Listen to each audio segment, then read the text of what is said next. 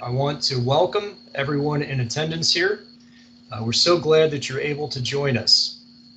My name is Dr. Matt Akers, and I serve as Public Liaison for the Office of the President and as Associate Director of the Ray C. Bliss Institute of Applied Politics here at the University of Akron.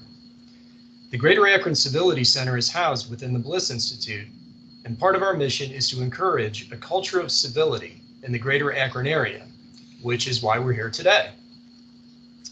Before we begin our conversation on civility, let me give you an overview of our agenda for the hour we'll spend together. In a moment, I will introduce our two civility experts. Then we will have a 30-minute conversation between the two of them on civility, and specifically on Dr. Joy Marsella's new book, Creating a New Civility. And then after they have their conversation, we'll go ahead and open it up for questions. Now, let me go ahead and introduce our two civility experts. First, Dr. John C. Greene is Director Emeritus of the Ray C. Bliss Institute. His more than 30 years of service at the University of Akron include time as Interim President of the University, Dean and Interim Dean of Buchtel College of Arts and Sciences, Vice Dean for Liberal Arts, Chair of the Department of Political Science, and Interim Chair for 5 other departments. He is also a Senior Research Advisor to the Pew Forum on Religion and Public Life, and a political scholar whose insights are frequently reported by national newspapers and major broadcasters, as well as state and local news outlets. His published works include 9 books, 32 edited books, 39 referee journal articles, and 120 other scholarly and popular publications. He received his PhD from Cornell University and a Bachelor of Arts from the University of Colorado. Our other expert, Dr. Joy Marsella, is Emerita Professor in the Department of English at the University of Hawaii. Now, I do have a question for Dr. Marsella later if we have time, and I say this as someone who is a native of Akron, Ohio, but I am curious to hear that story of how you went from Hawaii back to Akron. Her specialties include American literature and culture, but Dr. Marsella is with us today to discuss her book, Creating a New Civility, which was published this year by the University of Akron Press. Now, I'm not going to give her a long introduction because she's going to discuss some of her background and involvement in the civility clause during her conversation with Dr. Greene. So now, without any further ado, I'm going to turn it over to Dr. Greene and Dr. Marsella for their conversation. And again, while they're talking, feel free to be thinking about questions. Again, they'll have a conversation for about half an hour, but feel free to put your questions into the chat, and we will get to those questions after their conversation. So, Dr. Greene, please take it away. Well, thank you very much, Dr. Akers. I really appreciate that very kind introduction. And I want to thank everybody for joining us today for this discussion on a not only important but very timely topic, and particularly to Dr. Marsella for making herself available to discuss her new book, Creating a New Civility. And Dr. Marsella, I think a really good place to begin this discussion is, how do we define civility? You know, it's a topic that a lot of people talk about, but they have somewhat different definitions. So could you please tell us, how do you define civility? I spent a while looking for the definition of civility, John, that I wanted to use. And I was saying that I've read for a year or so before I started to write in the political science literature on civility, because I wasn't familiar with it. And even though I had the inspiration to write on civility, I knew I'd need to do some background research to prepare myself to do so in an adequate fashion. So I was reading a collection of essays on civility, and I came across an essay by Adam McClellan, and he defines civility as the recognition of the full humanity of oneself and the other, and awareness of the interdependence with the other, and finally, a desire to make common cause with the other. So when I saw that, I thought, this is it. This is me. This fits what I have to say about civility from my own background. And so that became my definition, John, really a commitment. Civility is, for me, a commitment to full humanity, interdependence of all, and common cause with the other. A common cause that leads to common good. Well, thank you. I think that's really very helpful. Could you briefly summarize the thesis of your book? The thesis of my book. Well, yes, I'll do that. And I was thinking that it would be likely that you'd ask me that question. I will tell you that I indulged myself in the entire the introduction of my book to explain my thesis. So I thought carefully this morning about pinning it down to a sentence or two. And this is what I came up with. The dynamic processes involved in creating a new civility help individuals, and those are the ones that I spell out in the book, help individuals, their neighborhoods, and communities to flourish, to grow into better versions of themselves, to reach their full humanity. Their activism in carrying out these processes creates the common good. And that common good, of course, is central to democracy. So it's a big definition. I was taken when I was researching the book with the thinkers who thought big about civility. And many of the critical scholars do, of course. And one of my favorite definitions was by Edward Shills, who calls civility an inclusive collective consciousness. And so I think that definition prevails in my book too. Robert Pippin, another civility scholar, calls civility an indispensable human good. I think my definition of civility sits nicely, perhaps underneath those rubrics. And really my book then is about spelling out what the dynamics are that get us to full humanity, interdependence of all, and common good. Well, one of the things that I really like about your book is the process focus. You know, it is about how people can actually create the new civility that we've been trying to define here. But let's just take a step back, Joy. Tell us a little bit about yourself and what motivated you to write the book. Well, yes. Matt, I'll begin to answer your question by saying one reason I found my way back here is that I grew up in Ohio, in a little town, on a farm in a little town, near a little town, Shelby, in Richland County, the heartland of Ohio. And so that was an important part of my upbringing. My mother was often using the word civility. There were 7 of us. My twin sister and I were the oldest. And when the family got rambunctious, I can remember her saying, "Can't we all just be civil here?" So that word was in my mind. And I'm sure that later on, when I was a professor eventually at the University of Hawaii, whenever I saw that word in the writers of the 19th century American literature that I taught, the word popped out to me. It was with me. I was noticing what those writers were saying about it. And so I think that's part of this, that's an important part of the story. Yes.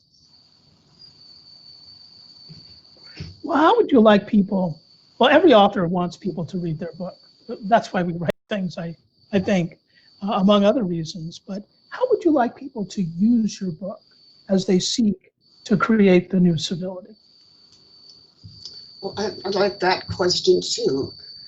Let me say that the book works through the five processes. You mentioned the word process, John, and that's an important word to me because in addition to teaching courses in American literature, I taught courses in writing.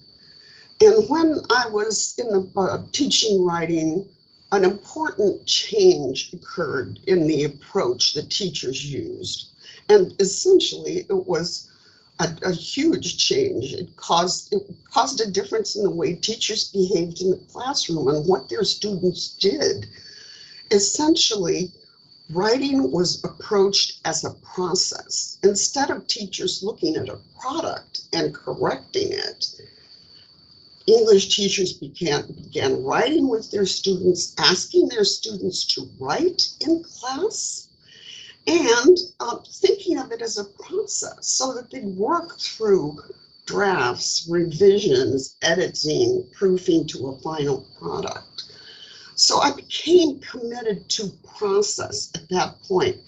And in doing so, I embraced the philosophy myself. And so when I sought a methodology for creating a new civility, I knew it would be process-oriented. Process has the ability when we move through it, to kind of check where we are. If we want, go back, start again, revise, so that there's this process of rejuvenation, revision, seeing anew throughout the process of doing it, of producing a draft. Why not, I thought, bring that same strength to the idea of creating a new civility? So my idea then was to work through process, begin by answering the question, and in answer to your question, John, what I would want the reader to do is work through the 5 processes that I offer in the book. Work with me to do the thinking. I ask them to do some writing themselves, to answer the question, the first central question, who am I? To get to an identity, I call it an interrogation, that helps them in the end get their behaviors, lead their behaviors to fairness.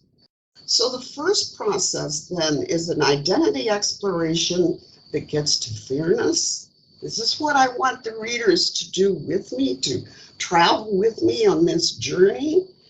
The second one looks at the way a mindful approach to our life, a devotion to what's happening in the here and now, and how we're interacting in the here and now, that gets us then to a sense of awareness, the goal of the second process. A third process is a more sensory one, and specifically, the sensory process I focus on is listening. It's, I think, pretty much a given that a lot of folks don't listen well. And so what I do in that process is offer some ways to help people learn to listen as carefully as they can. I think they're special, they're remarkable in some ways.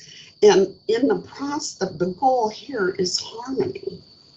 And then the next thing I go to, the next process I go to is caring, a kind of caring consciousness raising, I think of. And actually think of seriously about what it means to care, what someone who's in the role of caring does, what someone who's in the role of being cared for does, the reciprocity between those relationships, and then the empathy that can result. And then finally, perhaps, and of course I want to say, the final one is reasoning well. And my argument in the book is we don't reason well until we're aware of our identity, until we're in the here and now and we're listening carefully with compassion. And when we get to that point, we can begin to reason well. And the processes I go to there, I fall back on my experience as a teacher of rhetoric, and specifically go to situations and actions and the context in each of those. So it's all process, each process builds on one another, and the final goal is insight. Work together then. Fairness, awareness, harmony, compassion or empathy to insight. So what I want my readers to do is work through the activities, through those processes, read along with me, and do that. I think it's challenging thinking, but it's so insightful. And the reflections, I believe, make the careful thoughtfulness worth the effort. Well, thank you for that really good description of the 5 steps, if you will, towards the new civility. And of course, the hope is that once people have worked through this process, then they will be able to practice civility effectively. But let me ask you a practical question. Other than asking people to read the book, how does a person thus equipped encourage people that they're interacting with to behave in a civil fashion? Maybe people who haven't or might not even read the book. Well, the most effective way, of course, is to be a model yourself. Our mother was a model. And I think the other thing, in fact, I've talked to my daughters. I have 2 daughters, Laura and Gianna, and I've talked to them about how I taught them civility. We had lots of discussions on civility as I wrote the book. And they told me that I taught them to be kind, that my husband and I both taught them to be kind, and kind to everybody, everybody. I could say that there was a wonderful, wonderful advantage to living in Hawaii. And that perhaps made teaching civility just a bit easier than it is in some places. There is an abundance of people of color in Hawaii, of different colors. And so when we go about our days, when I would go into the university and look out at the classes that came to me, I would see many people from many different backgrounds, ethnicities, races. So I think we see color. We see it in our regular ways of life, and we respect it. We ask about it. We want to know what does it mean you're, for instance, Okinawan Japanese? How does that differ from other Japanese? And so on. So that I think that, to summarize then, be a model and teach kindness, demonstrate kindness. Two important ways to begin. I think that's really good advice.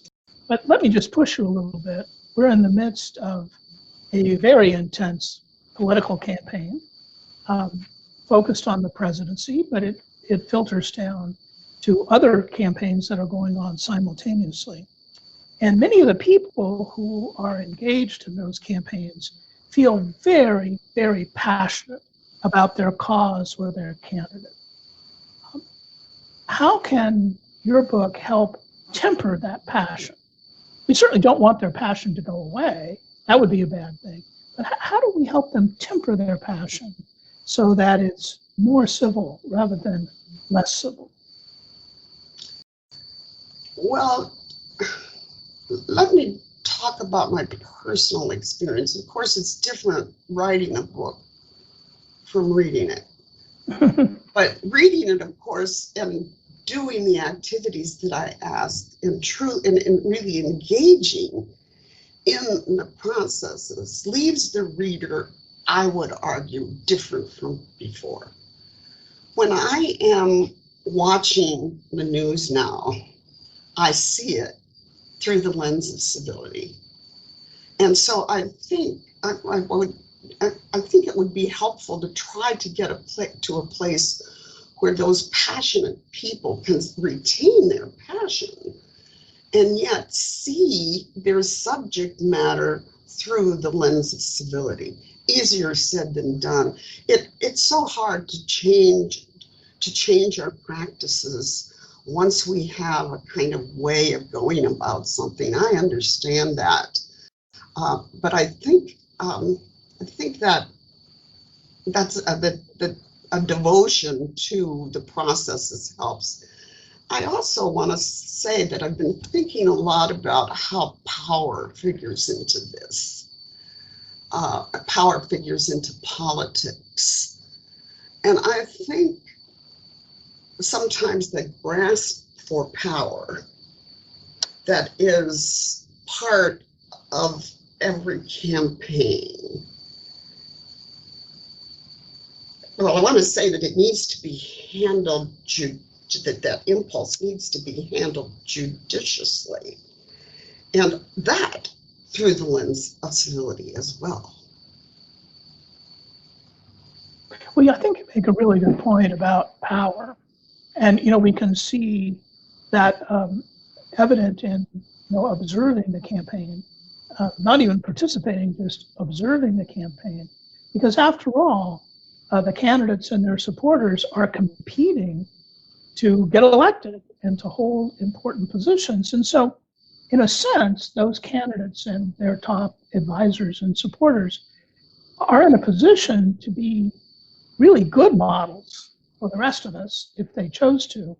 But I think a lot of Americans would conclude that many of our candidates, and it's all across the political spectrum, this is not a partisan comment on my behalf, but many of our candidates are not particularly good models.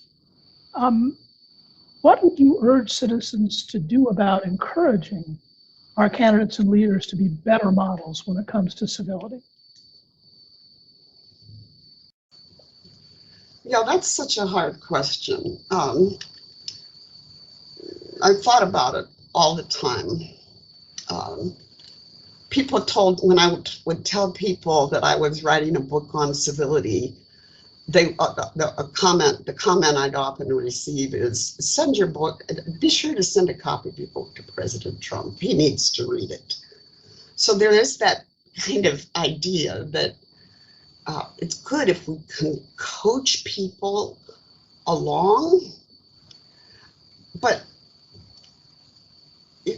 your question is complex, John, and I think one of the things that occurs to me, and if I've lost the main gist of your question, tell me so, and I'll correct my course. But I sometimes think that the devotion to the cause is a result of the devotion to politics as a career forever.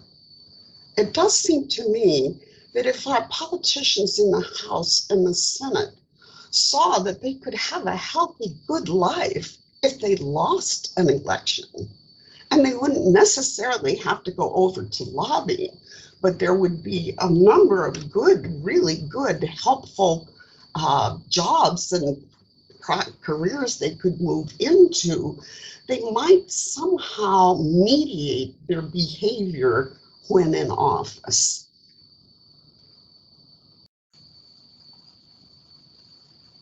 How did I do in sticking to your question? Very good answer to an admittedly very tough question. But as my former students would tell you, I never ask any easy questions. Yes. And here's another hard one. there are people, some of them of a cynical disposition, some of them of a different kind of more positive disposition, that argue that one of the reasons that our politics is so uncivil is that many people respond very positively to incivility. They like to hear it when their candidate really roughs up the other side, and vice versa. How do you respond to that kind of perspective? Well, the rough underside is part of human nature. We do have to accept that. And I think people like a good fight. I mean, that's obvious. Some people do. I tend to get nervous and I'm anxious. But your question, as I understand it, goes to how civility applies when a truth about people is that they enjoy the raw encounter of harsh language, direct and negative encounters. I don't know. It's a problem I see cropping up on Facebook and social media too, where you see a lot of that rough underside in the comments that people put out. And so, I think, I don't know, John, what do you think in your years of experience? Have you concluded that there's a possibility for a civil side to emerge from the rawness of competition? I'd be interested. I'm going to turn the tables on you. Well, turnabout is fair play, no doubt. Well, I do think that there are some people who, for a variety of different reasons, enjoy the raw underside of life, if you will, and particularly uncivil rhetoric that they agree with. But many of those same people are very turned off when the tables are turned on them, when they hear people being uncivil from a point of view that they don't agree with. And then there are an awful lot of people, I would say the largest number of people, that are really turned off by incivility. It bothers them because it doesn't seem to show the proper respect for the people who are involved in the process. It doesn't show a proper appreciation of what the outcome of the political process is supposed to be and what a good outcome would look like. And finally, it leads many people to despair that we can really solve our problems, because all they see is anger. And when it is possible, I suppose, for people to have an uncivil argument and eventually become friends. But what usually happens in politics is there is a serious residue left over after that argument that inhibits and sometimes prohibits the development of constructive relationships in the future. So, if you were to take an opinion poll here in Ohio right now, in fact, we did one not too long ago, you'd find that the vast majority of our fellow citizens are really turned off by the incivility of the campaign. And these are not people who are expecting perfection. They just want it to be better so that they can see that not only could there be a good outcome, but they can help make that good outcome come about, whatever it may be. So I'm not with the cynics. While there's an element of truth there, I think there's a much more positive reality that we can work with. Yes, and if people can take their despair and turn it into activism, I think it's just not wait for someone else to do something, but get out there, do something yourself, energize your friends. If you need a philosophy read, read, find one. There's one in my book, but I think then use and then try to use that momentum to generate change, to move people from the places they are to a new place in their thinking. I read Robert Samuelson this morning in the newspaper and was very discouraged to hear him say, he was writing his swan song column and saying that he was giving up his career, drawing his journalism career to the end, to an end for now. He was a journalist who wrote on economics. And his second point was that he'd come to the opinion that it was very, very hard, almost impossible, to get people to change their minds once they'd made it up. And so I think that's one of the challenges we face. And so my thinking was in my book, the only way that we can get people to engage in that change is to reflect very seriously on their lives so far, where they've been, how they got there. I've had readers tell me that the identity section in the beginning is a bit tough because people have to answer hard questions about themselves. Have I committed racist acts? And if so, when? Have I been the victim of a racist act? If so, when and how and why? And most important, what did I learn from it? And how can I take that knowledge that I learned and apply it to my days, living my life?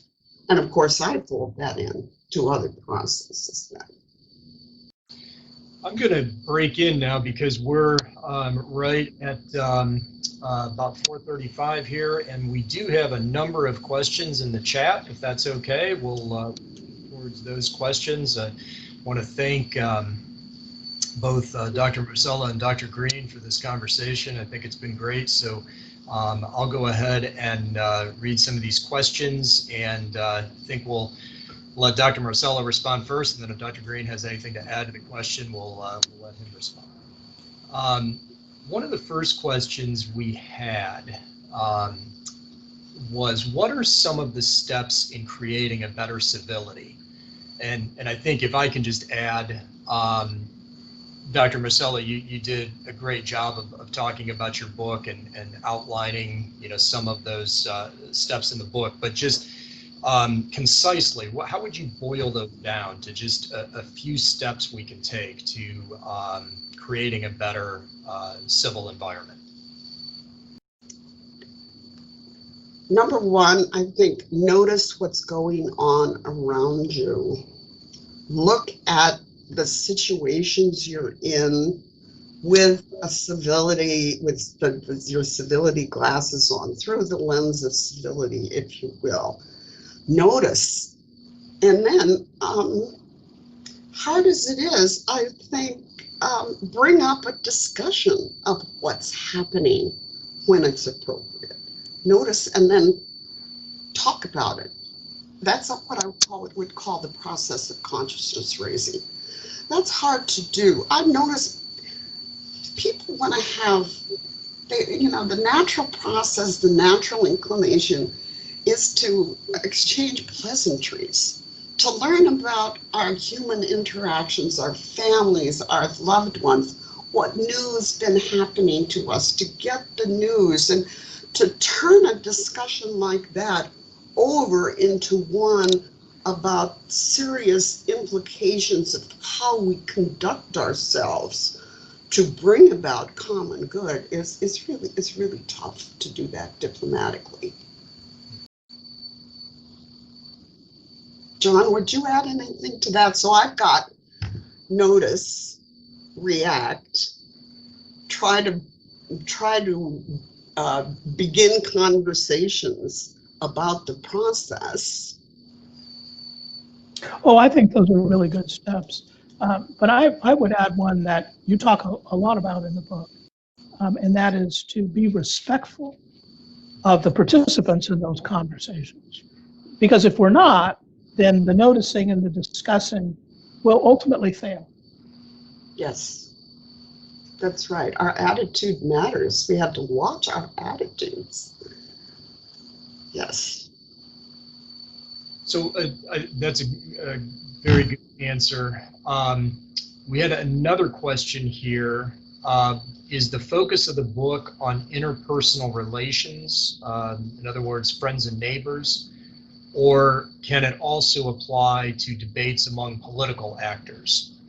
And we've kind of touched on this, and if I could just add a little bit to the question, I guess one of the things that I've wondered about in working kind of in the field of civility, how important are relationships and personal relationships? I think you started to hit at that in your last answer, but is civility, is it easier to practice when we know people and have developed a relationship with them versus people we may not know? And again, on the political side of things, where there seems to be less and less opportunity for the two sides to get to know one another or to work together before they have to be pitted against one another. So I know I added a lot to that question, but basically, again, does your book focus primarily on the personal relationship element of civility, or can it also apply to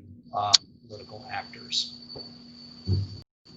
I would like to think my book is highly personal, but I would like to think that what I suggest works across the spectrum.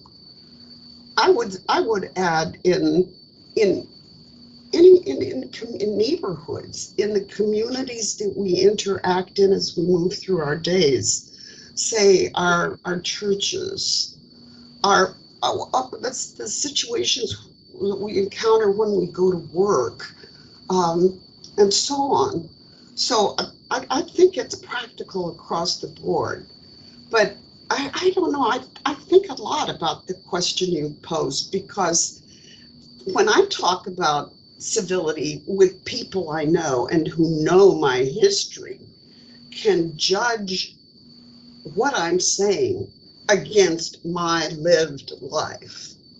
So they can immediately say, they immediately know how well I've lived up and am living up to what I'm suggesting.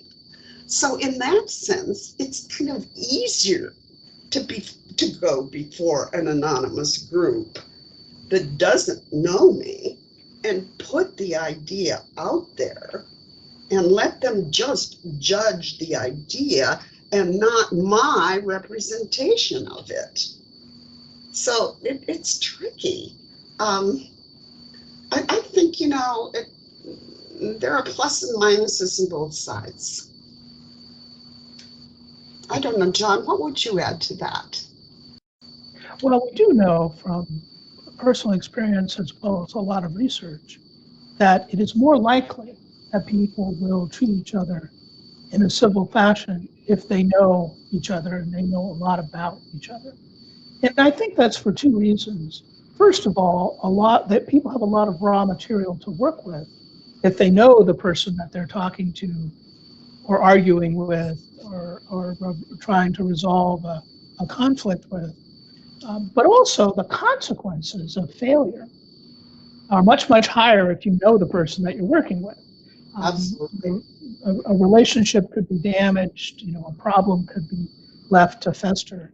And so it's easier to do, but there's also in some ways a stronger motivation. And there are a lot of features of today's society, perhaps the best example being social media, where there's a high degree of autonomy and anonymity. And in fact, the more anonymous a social media contact is, the more likely it is to be uncivil. A few years ago, we did a study at the Bliss Institute where we looked at the posts that people made in response to newspaper stories about politics. And, it was pretty negative.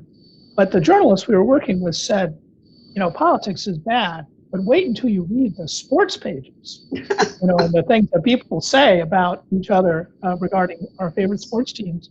And it just goes to show you that civility isn't just about politics. It's about every aspect of life. But I do think that personal connection is a really important factor in civility.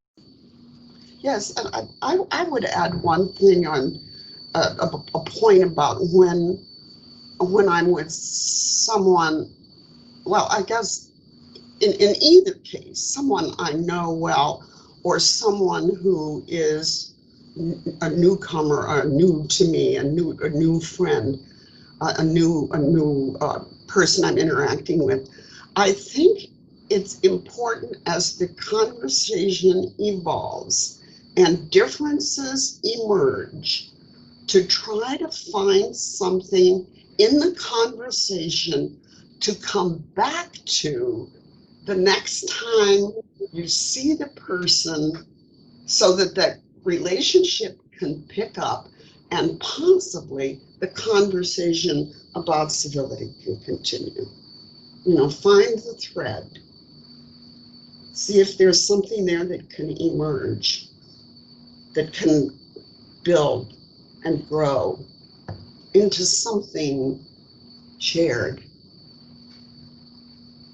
Just as a follow-up to this kind of general line of questioning here, how has the social isolation of COVID-19 affected civility? I mean, has it had a detrimental effect, do you think? Has it increased this kind of social isolation and people pulling apart from one another?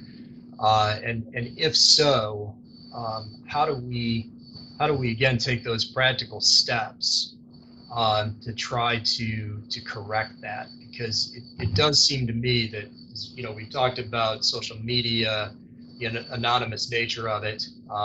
It does seem to me too that we're now living in a time when it's very easy to be isolated, to pull away from others. And so do you see any signs, and it could just be anecdotally or your own views, but is there any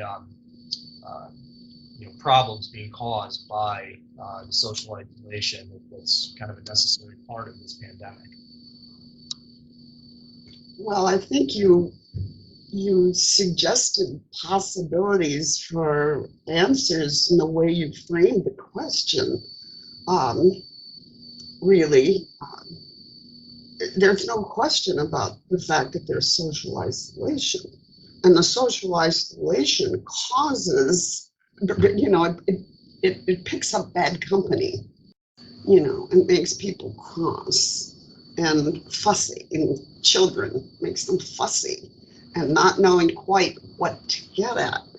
Beyond that, it can make people very angry, and that's when we've heard something about, abuse that occurs.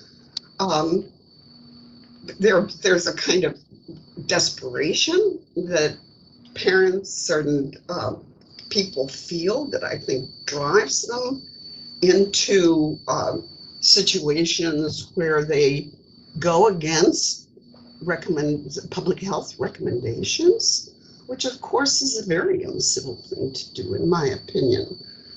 But yeah, I think you just have to keep finding creative ways to work against the isolation that quarantining and life in the virtual reality makes. A really fun example, Friday night, my sister and I had dinner with my niece and her friend in Chicago. We agreed on a menu that was exactly the same. We bought the same white wine to cheer ourselves to open the dinner, the red wine to go with it. We shared the exact same recipes. We got dressed up in fancy clothes. And even at one point, we sashayed down the hall to show them off. So we were doing these things that humanized us, that humanized the experience of the isolation that we feel. And I think that kind of thing is a good thing. I know of another, I heard from the same couple we had dinner with, of a group of families who were creating what they call pods, where families get, who know each other and interact with each other, and test negatively together, do activities together. And that seems to be so that we think of safe pods of interaction. That seems like a good idea too. Well, I thought, just as I was asking the question, I thought perhaps it's a little bit ironic because we're all gathered here on an afternoon in a virtual event talking about civility, right? So maybe it's not all doom and gloom like I suggest really in that question, because we do have new ways to connect with one another, and I think this event itself is an example of that. We do have a number of questions still here in the chat, so I'm going to kind of run through these rather quickly if we can respond to these, because we do have a time limit here. So we have another question here. Given the problems Dr. Greene mentioned and the generally rancorous environment in which we find ourselves, how do we move toward a shared conception of the common good that is part of civility as you have framed it?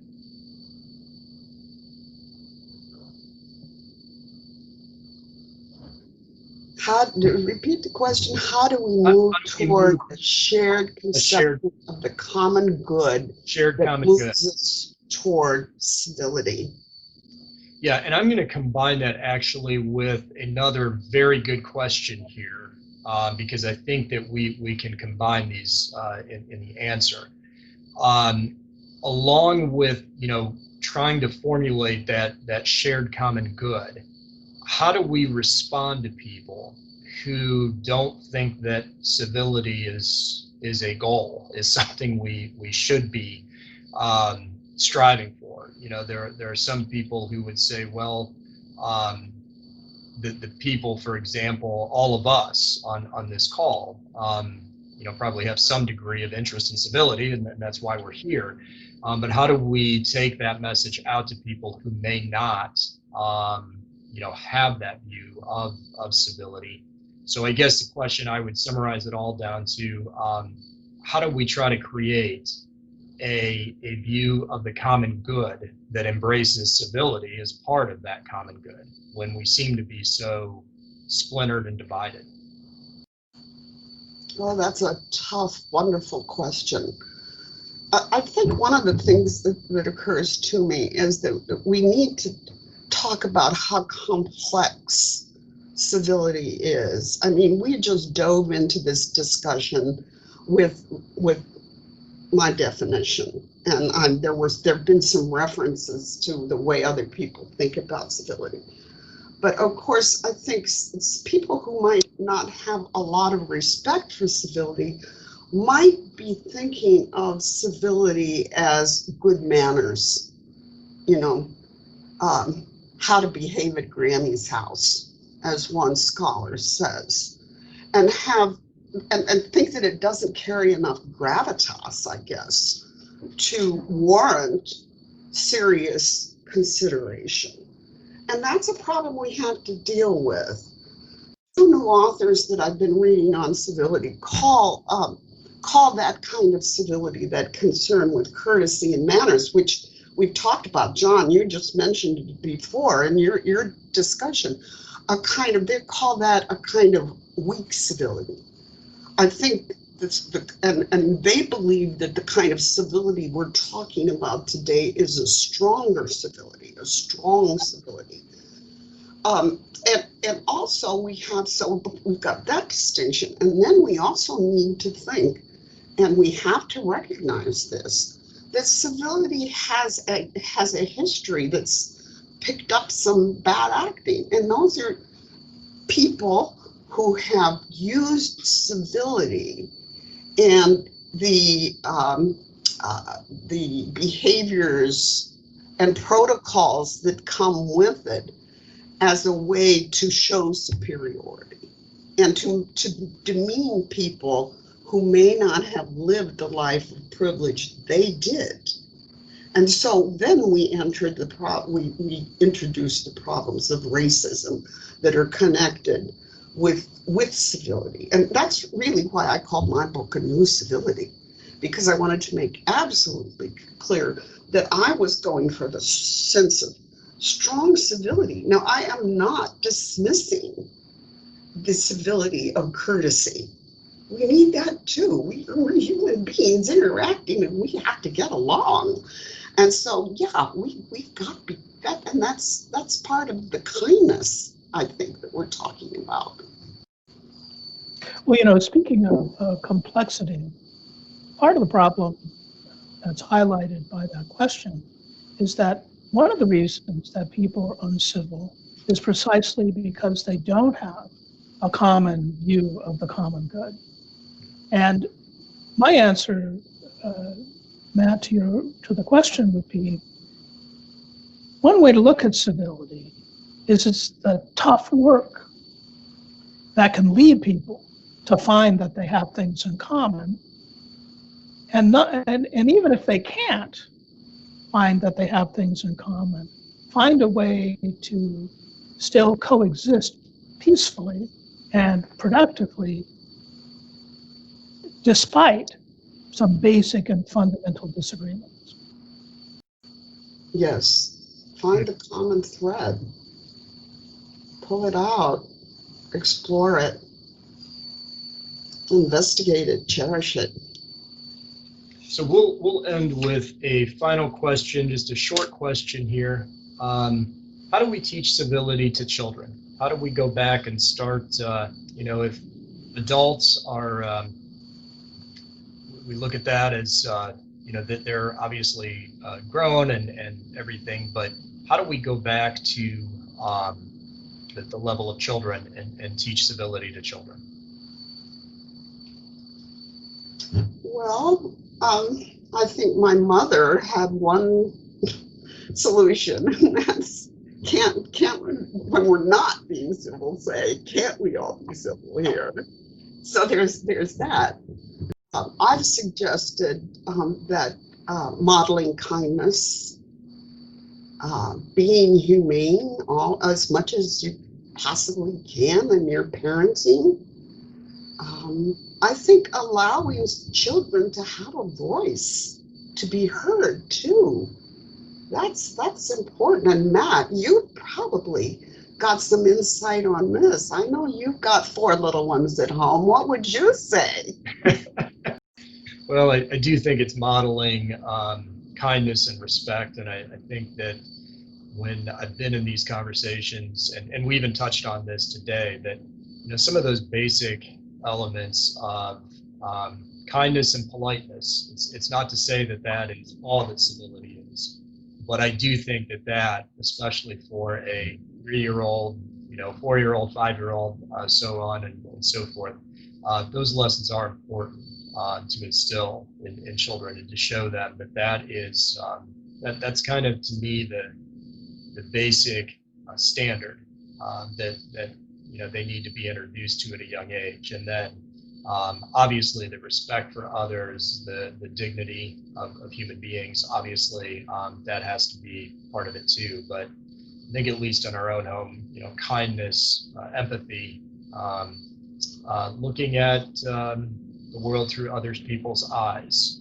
showing them how that's done. I think those are some basic ideas. Sounds good to me. Well, we are getting close to the end here. I do want to thank both Dr. Marsella and Dr. Greene for participating today. This has been very instructive, enjoyable, and thank both of you. I also want to thank all of the people who have joined us, the audience. Thank you for asking the questions.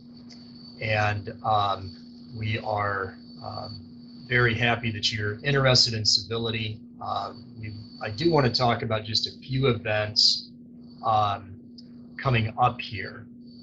One of the things, well, it's not really an event, but we are in the midst of creating a civility pledge, kind of specifically for the 2020 election season, but obviously the principles of it will go beyond. But we think that it would be a good idea to have something formalized, a short statement with a couple of guidelines or bullet points that just give people some ideas of what we're trying to encourage in the election season. So we should have that posted on our website, and we'll also send out to the people on this call, as well as others who have expressed interest, to see if we can gather some signatures for that, and just again make people aware of the need for civility, especially in this political season.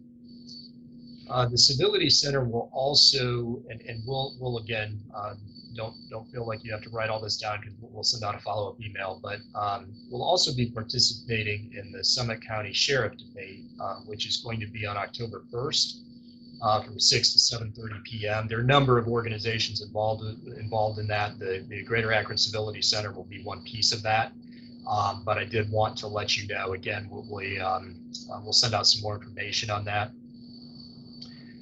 We will also have on October 5th, the same time frame, from 4 to 5 p.m. We're going to be having a conversation here with University of Akron English professor, like Dr. Marsella, David Giffords, who has a new book. It just came out last week called Barnstorming Ohio.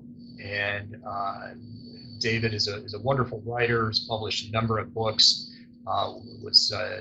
wrote for the Beacon Journal for many years, and Barnstorming Ohio is a look at some stories across Ohio about people and their political affiliation, but it's a little bit different than a standard political science book, if you will. So we're excited about having David join us. But again, and I apologize, we did not get to a couple of questions in the chat. Please feel free to send any questions. We will try to capture these questions and respond to you individually, to those of you who didn't get your questions asked. But please feel free to send the emails to bliss@uakron.edu if you have a follow-up question or want any further information about the Greater Akron Civility Center, or any of the other activities that we have going on here, either at the Bliss Institute or in the Civility Center. So again, thank you, everyone, and very much appreciate you all joining us today. Take care.